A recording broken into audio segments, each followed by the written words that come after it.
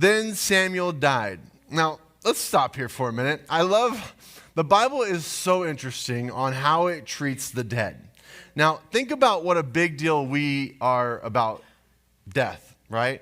We usually have someone with like an arrow, a flaming arrow that shoots it out, and we let the body go over the waterfall, and then the arrow hits it, and it lights up, and we have all of our people around, just this huge moment. Like, we treat death like it's the biggest moment of someone's life, which is kind of ironic, right? Kind of a weird thought.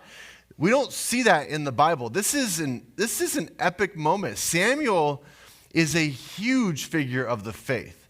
Anoints Saul, anoints David. He is massive to the story in the Bible.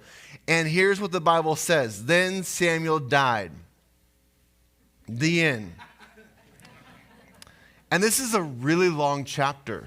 And you know what it's about? Not Samuel. No, the entire chapter is about this other random story in the wilderness. And it's very random. And it's kind of like, it's really just this off story. Like if you were watching a movie, this would be a side story that you go, what was that about? That was not even part of the bigger story.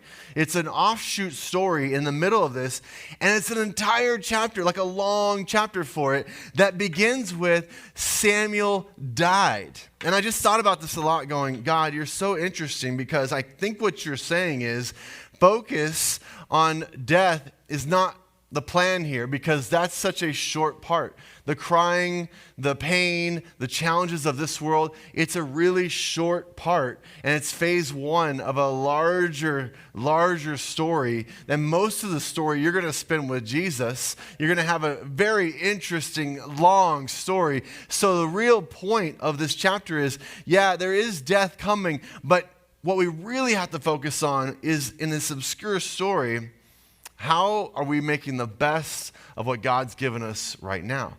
The challenges that we're facing.